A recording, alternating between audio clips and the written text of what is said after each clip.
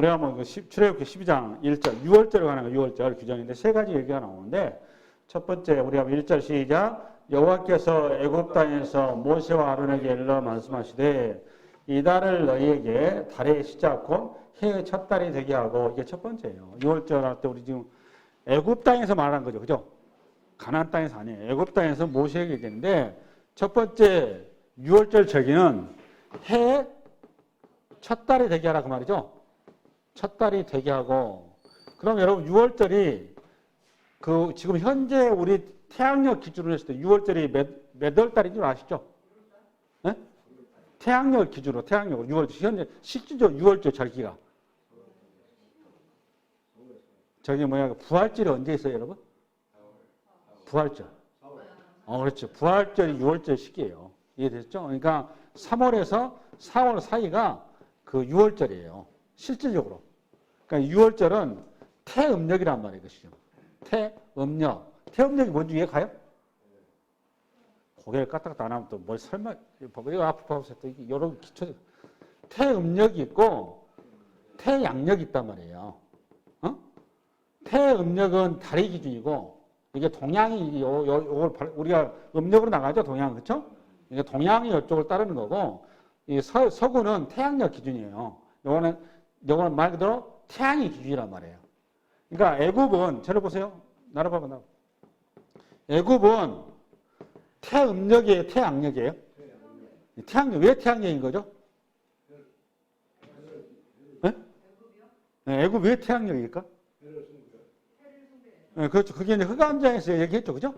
모든 인류에서 가장 많은 숭배 대상이 태양이라고 그랬죠. 애굽은 나라고 하는 신을 섬긴단 말이죠. 그래서 태양력이 애굽의 기준이고 거기가 그때부터 이미 12달이라고 하는 절기가 있었어요. 달력이. 비슷한 게. 그런데 그러니까 이스라엘이 430년간 종살이 할 때는 태양력의 가운데 있었던 거죠. 그렇죠.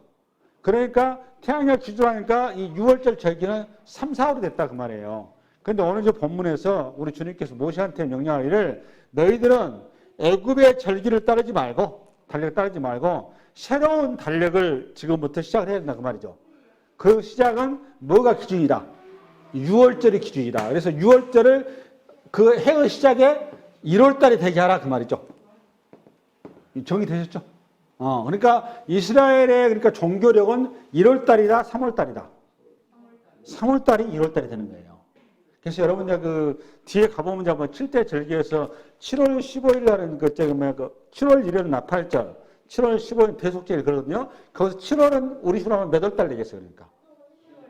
그렇지, 그렇게 석 달 정도 넘어가는 거예요. 이해되셨죠? 그러니까 거기는 종교력이란 말이에요. 종교력 앞으로 이제 할게. 여기까지 나와서. 이게 이제 이걸 우리 식으로 말하면 이제 이걸 갖다 이제 니산월이라고 그러더나? 아비벌이라고 그러죠. 이걸 이제 이 기준을 아비벌 이렇게 얘기해요. 아비벌 1월 14일 날에 이제 그 6월째 그러거든요. 이게 뒤에 이제 바벨론 포로에 가면 여기 니산월이라고 그럽니다. 이 바벨론 달력으로 맞춰준 거예요. 그러니까 두 가지로 이제 표현이 나와요. 그러면 여기에서 이제 요거는 하나의 팩트죠. 첫 번째 우리 주님께서 6월절 규정을 주셨는데 6월절이 너희 모든 이스라엘의 역사와 이스라엘의 모든 삶의 자리가 출발과 기초와 원리가 6월절이 기준이 된다 그 말이에요. 그렇죠? 요건 이제 신약적으로 말하면 이런 얘기예요. 6월절은 너희들의 새로운 시작이다 그 말이죠. 그러니까 요 말은 우리가 예수 안에서 거듭났다 그 말이죠. 그러니까 너희들의 생일은 육체적으로 태어난 것이 기준이 아니라 언제가 생일이다. 6월절이 이스라엘의 생일이다 그 말이에요. 할렐루야. 그러니까 이거는 우리 식으로 말하면 옛 사람을 벗어버리고 새 사람으로 입는 자리.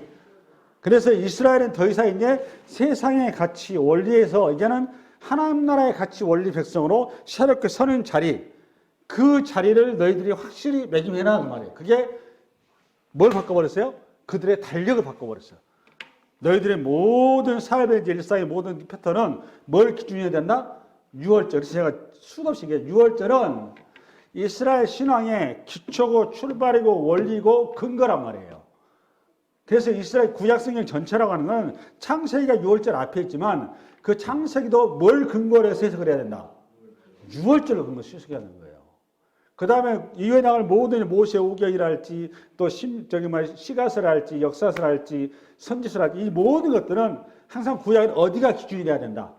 6월절 기준이 돼야 된다. 이 6월절은 뭐에 대한 그림자다? 신약으로 말하면 십자가에 대한 그림자다. 그러니까 십자가에 대한 모형이 6월절이다. 그러니까 오늘 지금 제가 6월절을 설교를 할 때 6월절 속에 여러분이 이제 누구를 만나야 되느냐? 십자가의 그리스도를 만나시고 거기에 근거해서 여러분 이걸 해석하고 보면은 이해가 빨라지는 거예요. 이해 가셨죠? 아멘. 그러니까 첫 번째 우리 주님께서 누구한테 모세에게 명령하기를 이스라엘의 새로운 신앙 공동체 너희들은 그리스도 안에서 새로운 신앙 공동체는 너희들의 역사가 바뀌었다. 시간이 바뀌었다고 봐요. 시간이 어디로 바뀌었다?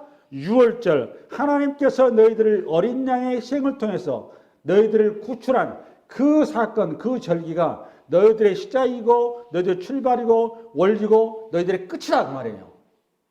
할렐루야. 그게 첫 번째 6월절에 갖는 의미예요. 두 번째 3절부터 시작. 너희는 이스라엘 온 회중에게 말하여 이르라. 이달 열흘에 너희 각자가 어린 양을 취할지니 각 가족대로 그 식구를 위하여 어린 양을 취하되. 그 다음에 4절. 그 어린 양에게 대하여 식구가 너무 적으면 그 집의 이웃과 함께 사람 수를 따라서 하나를 취하며 각 사람이 먹을 수 있는 분량에 따라서 너희 어린 양을 계산할 것이며 너희 어린 양은 흠없고 1년 된 수컷으로 하되 양이나 염소 중에서 취하고 이달 열 나흘날까지 간직하였다가 해질 때 이스라엘 회중이 그 양을 잡고 그 피를 양을 먹일 집 좌우 문설주와 임방에 바르고. 여기까지 합시다. 계속 나가기 너무 길니까. 계속 등장한 단어가 어린 양이죠. 그죠? 6월절 절기를 지킴에 있어서 하나님 앞에 우리 지금 예배를 드림에 있어서 반드시 가지고 나가야 될 예물이 지금 제물이 뭔가 하면 어린 양인 거죠. 근데 그 어린 양을 이걸 잘 해야 되는데 6절 여러분 6절 앞으로 보세요. 앞으로 보라고. 시작. 이달 열 나흘 날에 까지 간직하였다가 해질 때 이스라엘 회중이 그 양을 잡고 돼 있죠. 5절 시작. 너희 어린 양은 흠없고 1년 된 수컷으로 하되 양이나 염소 중에 취하고 돼 있죠. 여러분 어린 양이 중요하다고 그러죠. 네, 여기 앞으로 보세요. 어린 양, 제물이 이제 어린 양인데 어린 양이에요. 어린 양을 요거 수식어를 써가지고 공집사님 수식어를 써. 어린 양의 특징이 뭐였어요? 세 가지가 나오죠. 어린 양이 어때? 첫 번째 흠이 없고, 두 번째 1년 되고, 세 번째 수컷이고. 그러니까 양은 양인데 어린 양이에요. 그렇죠. 어린 양을 다시 설명을 하는데 흠이 없고 1년생이고 수컷이고. 그러니까 요거 흠 없고 1년 되고 수컷인 양 이 말이죠. 네? 맞죠? 네. 그러면 양을 없애면 어리단 말의 뜻이 흠이 없고 1년 되고 수컷이다 이 말이죠. 맞아요? 틀려요? 동의 돼요? 어리다 그 말이 흠이 없고 1년이고 수컷이다 그 말이에요. 그러니까 여러분 어리다 이 말은 생물학적 얘기를 쓴 거예요? 어떤 의미를 써놓은 거예요? 의미를 써놓은 거죠. 양이 1년이 되면은 그건 지금 양이 애미가 되어 있는 거예요? 새끼인 거야? 네? 양이 이미 1년 되면 이미 다 커버린 거예요. 성장해버린단 말이에요. 그러니까 여기 어리다 그 말은 단순한 생물학적 얘기를 한 게 아니에요. 이 어리다 그 말은 무슨 뜻이냐? 어린 반대말이 무슨 말이죠? 어른 그 말이죠. 어른과 어린의 차이가 뭐예요? 네? 어린은 아직까지 순수하고 아직까지 좀 깨끗하고 그죠? 어른은 더럽고 새 속에 때가 묻고 그죠? 그러니까 어린 양 그럴 때 이 어리다 그 말은 정결한 그 말이에요. 쉽게 해서 우리 영어로 정결한 그 말. 이해되셨나요? 정결한. 그러니까 정결한 조건을 봐보세요. 흠이 없다 그 말은 요 의미를 따야 하는데 이게 지금 우리가 하나님 앞에 6월절 제사할 때 제물인 거잖아요. 이 제물을 좀 더 이제 해석을 어떻게 하는 레위기서를 가보면 레위기서를 열어보려니까 앞으로 시작. 기쁘게 받으시면 되도록 소나 양이나 염소에 흠 없는 수컷으로 드릴지 나오죠. 20절. 흠 있는 것은 무엇이나 너희가 드리지 말 것은 그것이 기쁘게 되지 못할 그것이 하나님 안 받으신다 그 말이죠. 그 다음에 이거 히브리서 넘어가 봐요. 시작. 예수는 영원히 계심으로 그 제사장 직분도 갈리지 아니하는, 그러니까 예수님의 제사장 직분은 바뀔 수가 없는 거죠. 구약의 제사가 바뀌죠. 그 설명을 어떻게 하느냐. 25절 시작.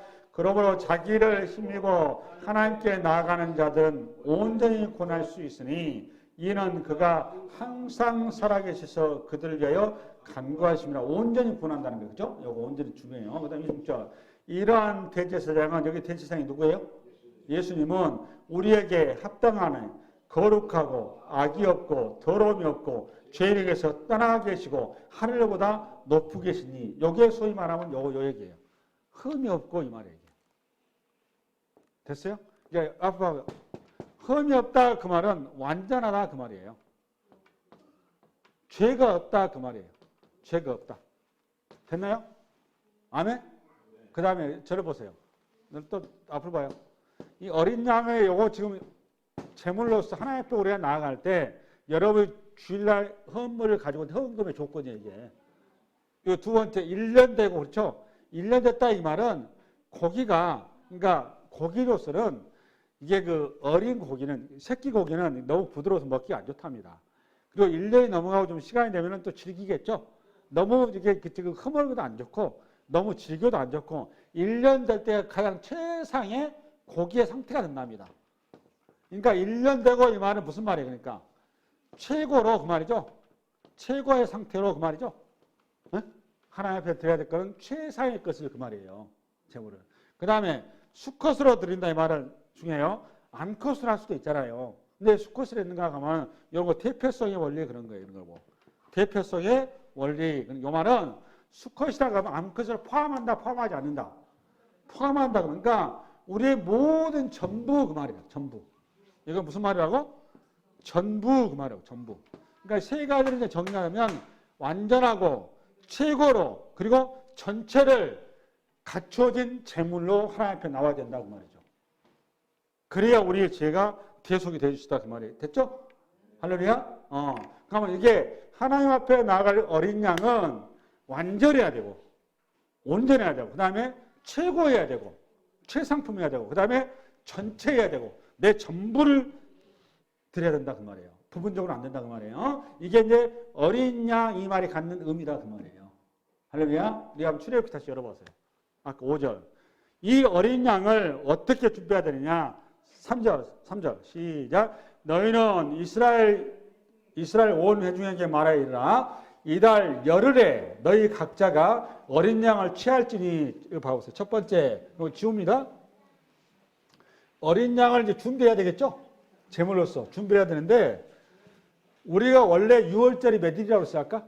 6절 시작. 이달 열 나은 날, 그러니까 1월 14일 저녁인 거니까 정확히 14일 저녁부터는 1월 15일이 되는 거거든요. 네? 그러니까 6월절은 14일이요, 15일이요? 15일이 6월절이고 15일이. 이스라엘은 저녁부터 아침까지 이렇게 되니까.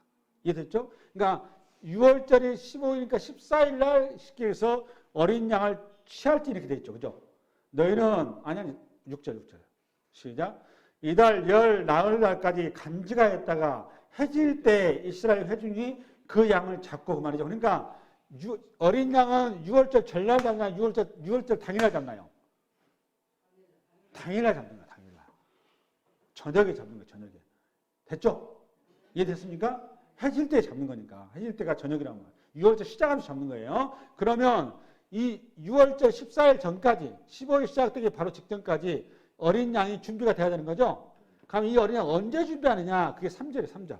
3절 시작. 너희는 이스라엘 온 회중에게 말하여 이르라. 이달 열흘에 너희 각자가 어린 양을 취할지 그랬죠. 그러니까 공집사님 어린 양을 며칠 날 준비하는 거예요?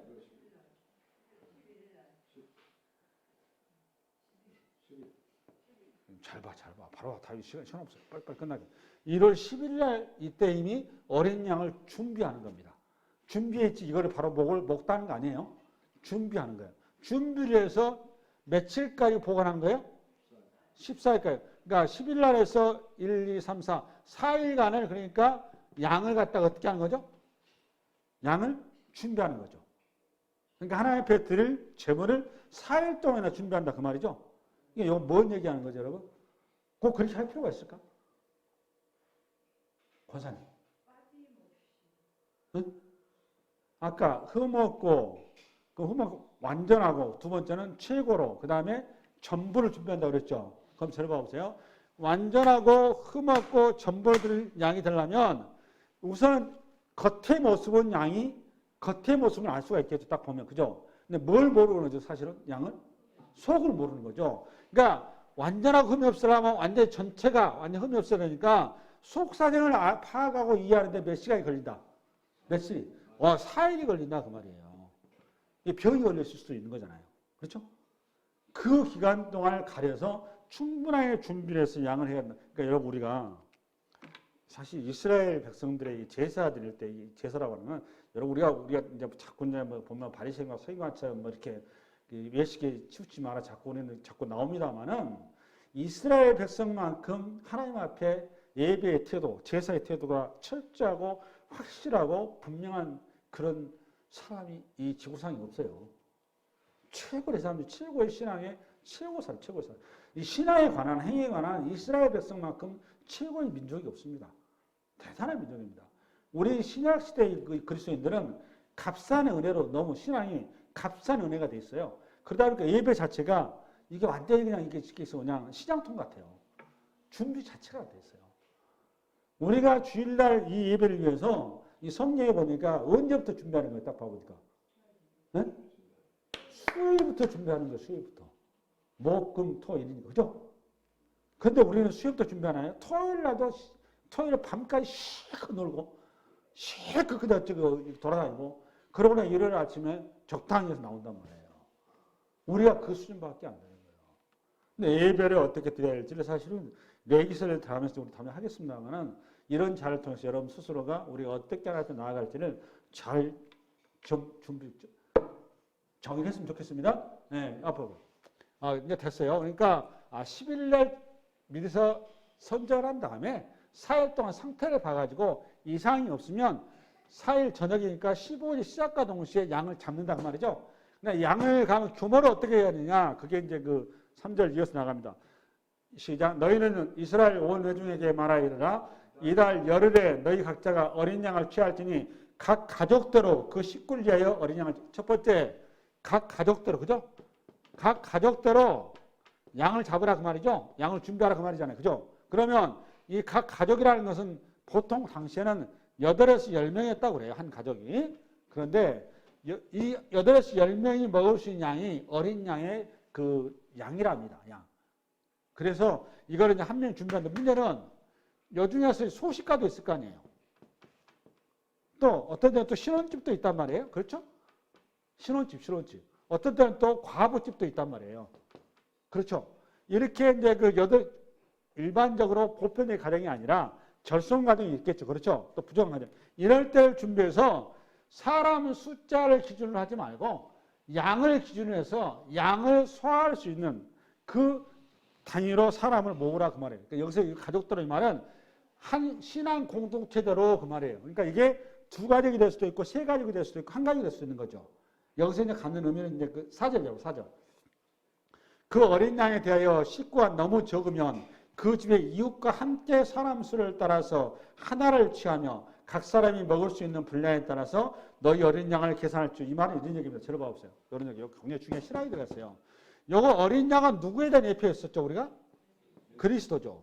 이제 그리스도를 중심으로 우리는 뭐가 되는 거죠? 그리스도가 머리가 되는 거죠. 우리는 지체가 되는 거죠. 요거 지금 그 얘기하는 거예요. 그 얘기. 그러니까 그리스도를 중심으로 우리는 모두가 다 뭐하다? 하나다. 그 말이 하나다. 할렐루야. 아멘. 그 얘기를 이렇게 한 거예요. 아멘. 아멘. 예, 그래서 5절 시작. 너희 어린 양은 흠없고 1년 된 수컷으로 하되 양이나 염소 중에서 취하고 그 다음에 6절 시작. 이달 열 나온 날까지 간직하였다가 해질 때에 이스라엘 회중이 그 양을 잡고 들어보세요. 이 양을 잡는 거는 제사장이 잡나요? 본인이 잡나요? 본인이 잡는 거예요. 본인이. 왜 본인이 잡는 거죠? 여러분 그게 중요하죠. 왜 본인이 잡는 거예요? 자기 죄는 자기가 감당하는 거예요. 그래서 자기가 잡는 거예요. 그러면 여기가 이제 양을 잡은 다음에 양에 이제 그 피가 나오겠죠. 그 피는 본인이 바르는 거야, 제사장이 바르는 거야. 네? 오전 팀은 본인, 오후 팀은 제사장. 그죠? 네? 자기가 하면 자기가 바른다. 자기가 잡았으면 여기서는 본인이 바르는 겁니다. 왜냐하면 계속 그 자기한테 초점이 가 있다는 걸 염두에 두시고 다음에 이제 공동체 예배로 바뀌어서 어떤 대표 예배 드릴 때 그때는 제사장이 하는 거예요. 그러나 그거는 본인 몫인 거예요. 여기까지. 그러고 6, 7절 시작. 그 피를 양을 먹을 집 좌우 문설주와 임방에 바르고 이렇게 돼 있죠. 8절. 그 밤에 그 고기를 불에 구워 무교병과 쓴나물과 아울러 먹되. 그래서 7절에 다 열어봐봐요. 7절. 7절에 보면은 이렇게 되어 있어요. 우선은 용어 정의가 좀 돼야 돼. 그죠? 임방이 무엇이고,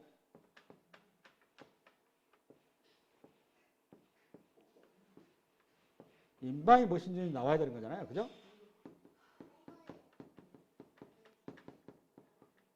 이렇게 하는데, 문이 이렇게 있단 말이에요. 그죠? 문. 그죠? 임방이 어디예요?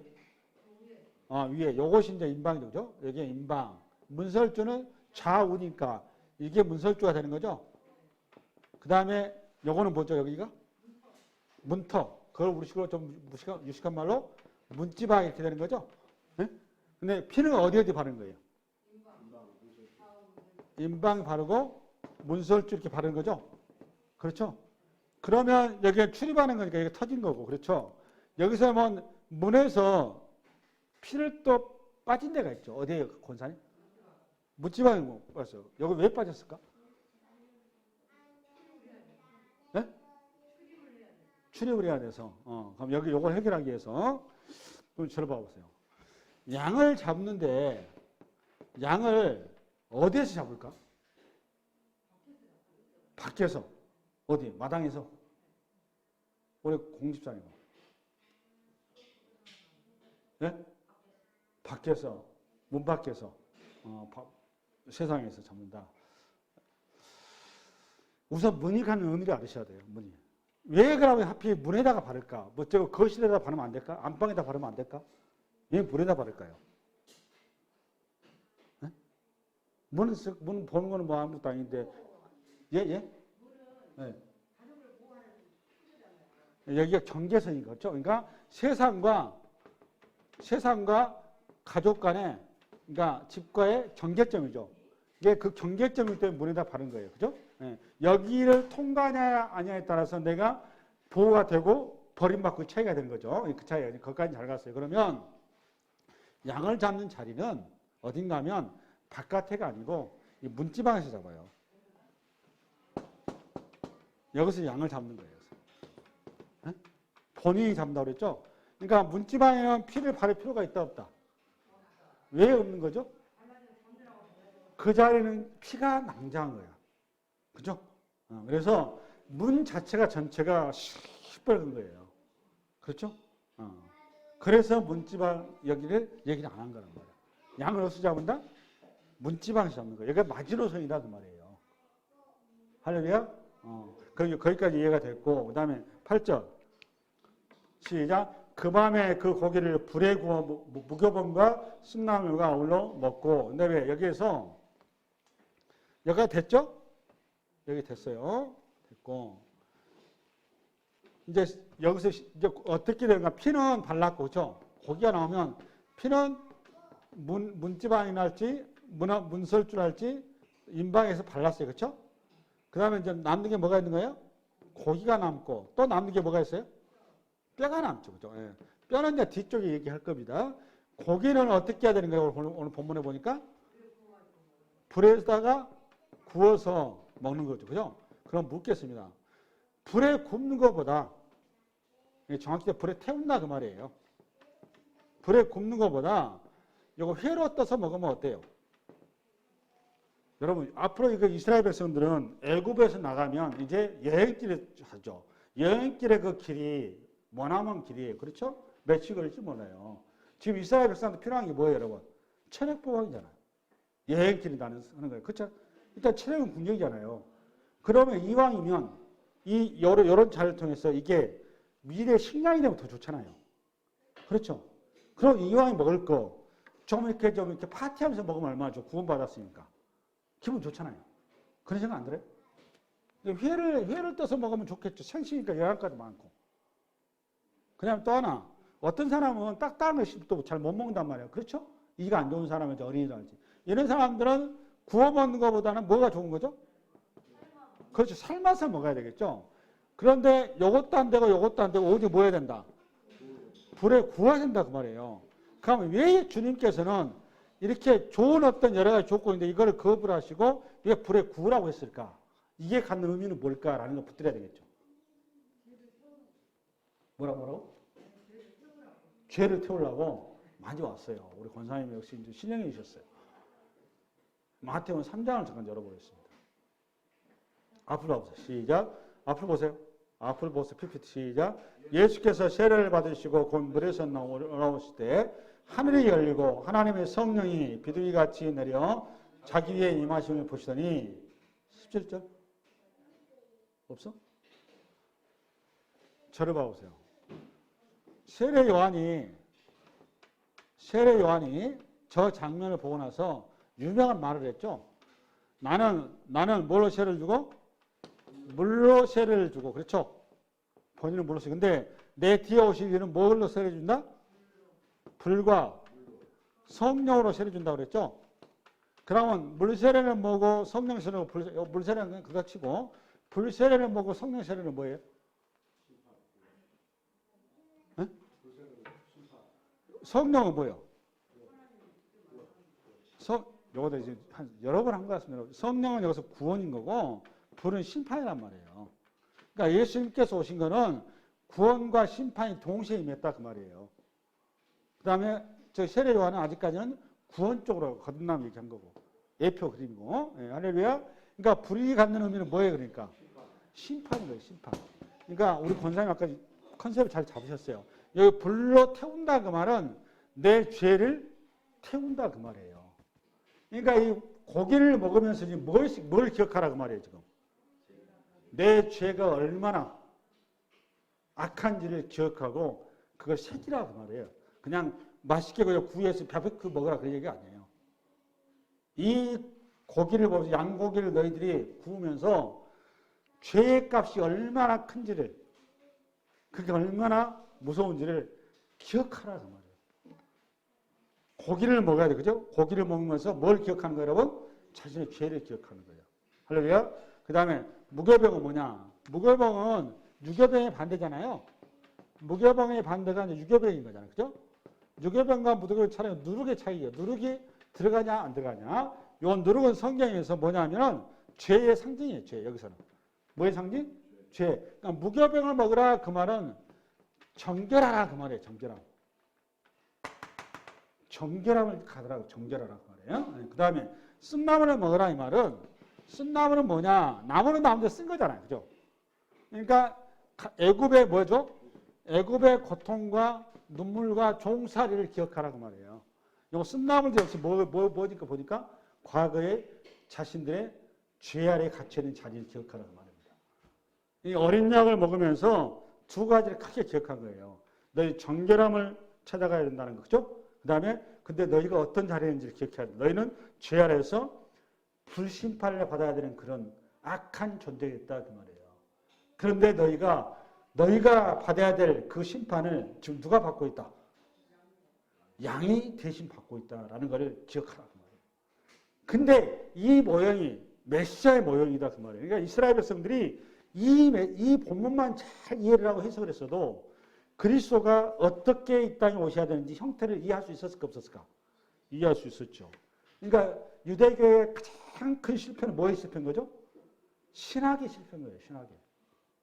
이미 6월절에서 다 하나님께서 메시아가 너희들이 기대하는 메시아, 구원자는 어떤 구원자여야 되는지를 다 써놓고 있는 거예요. 이렇게.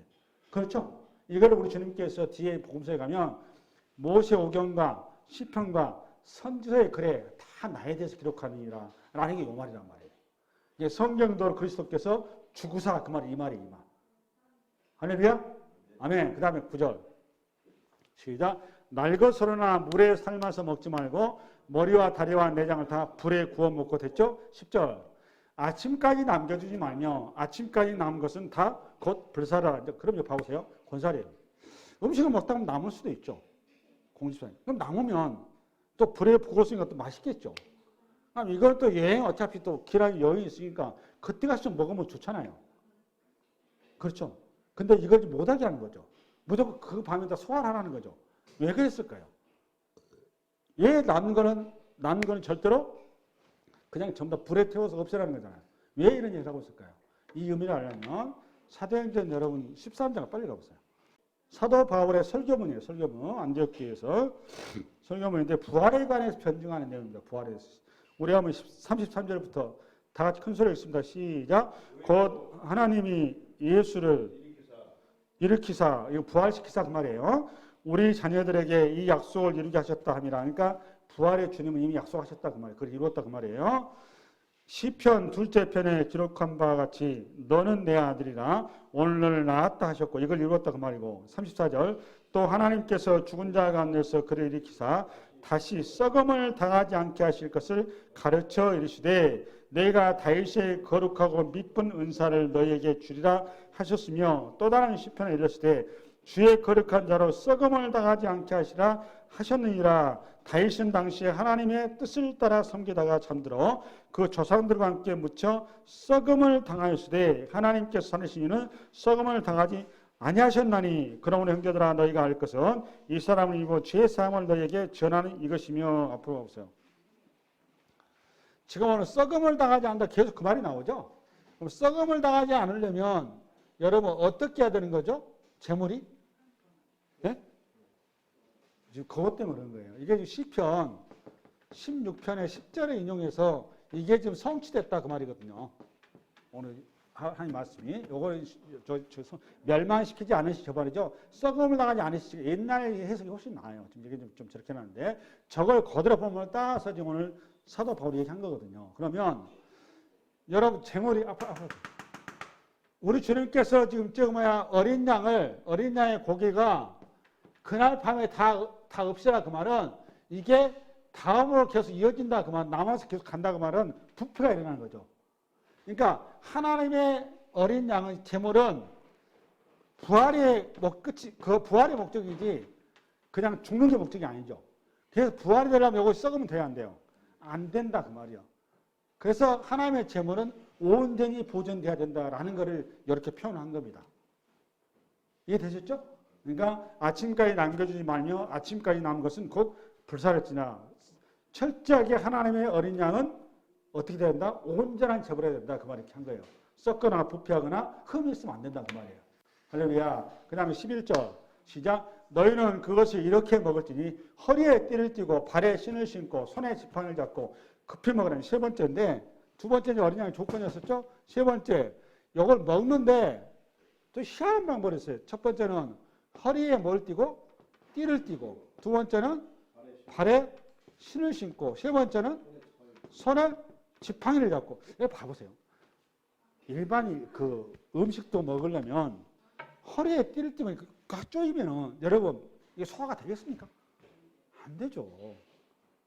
굉장히 불편하죠 지금 자세가. 또 하나 발에 신발을 신으랍니다. 왜 신발도 신고 밥을 먹습니까? 깝깝하게. 불편하죠. 또 이거 봐봐. 손에 또 지팡이 잡으랍니다. 한 손으로만 먹으라 그 말이에요. 한 손 지팡이 잡으니까. 그러면 이게 갖는 의미가 뭘까요? 권사님. 세 가지가 갖는 의미가 뭐예요? 허리에 띠를 띠고 발에 신을 신고 손에 지팡이 잡고. 음식을 먹으라는 걸 말하는 거예요. 지금. 네? 음식을 먹을 때 그 음식에 집중하지 마라 그 말이에요. 쉽게 얘기해서. 음식에 매이지 마라 그 말이에요. 그러면 이 음식은 뭐에 대한 상징이라고 했어 아까? 쉽게 해서. 그리스도인데 죄에 대한 심판인 거잖아요. 그렇죠? 세상의 상징이라 그 말이에요. 그러니까 빨리 세상으로부터 어떻게 하라는 거예요 지금? 나와라 그 말이에요. 우리의 구원은 세상으로부터 애굽의 세상으로부터 빨리 나와야 된다 그 말이에요. 뒤돌아보지 마라 그 말이에요. 그러니까 저기 창세기 가면 여러분 소돔과 고모라 멸망할 때 주님께 천사를 보내가지고 롯 가족을 구출하죠. 구출할 때 여러분 계속 롯이 가지고 머뭇머뭇 하니까 천사가 급하게 서둘러서 끄집어내죠. 옷가래 붙잡고. 그렇게 해서 그냥 얼떨결에 그냥 다 소품 내려고 나온단 말이에요. 나오는데 그 자리에 끝까지 포기를 못하는 한 인생이 있었죠. 누구? 롯의 아내. 롯의 아내가 결국 어떻게 했어요, 여러분? 뒤돌아봐 버렸어요. 이 천사가 계속해서 뒤돌아보지 마라.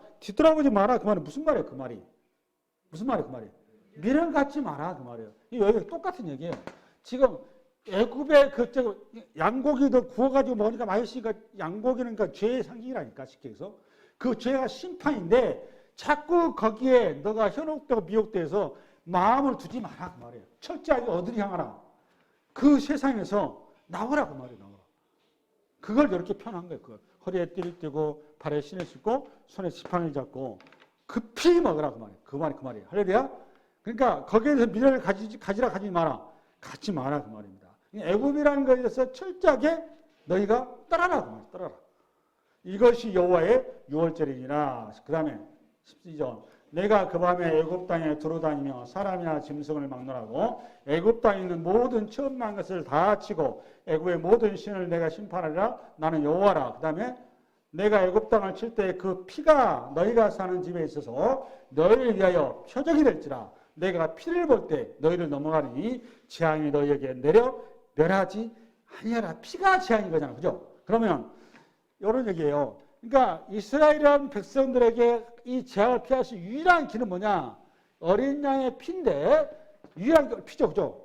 과거에 그 사람들의 어떤 업적이거나 그 사람들의 잘못된 행위였거나 그 사람들의 어떤 특별한 어떤 성과였거나 그 사람들의 어떤 특별한 약속이었거나 아무것도 아니야, 아무것도 아니야. 딱 한 가지 요건밖에 없어. 이 재앙을 피할 수 유일한 길은 뭐다? 하나님께서 명하신 이 피를 발라야 돼요, 피를. 피만 바르면 과거는 아무 의미가 없어요. 그 모든 것을 하는 거 없어. 싹 과거. 뭔 일을 하는 거. 그냥 피만 바르면 이 재앙을 넘어가는 거예요. 할렐루야. 이 피가 오늘날 누구예요? 그러니까 그리스도. 예수 안에서만 뭐가 있다? 구원이 있다. 그 말이에요. 그걸 이렇게 쓴 거예요. 할렐루야. 오늘도 이 그리스도로, 예수로 여러분이 한 주간 굳게 붙잡고 승리하는 길 바랍니다. 수고하셨어요.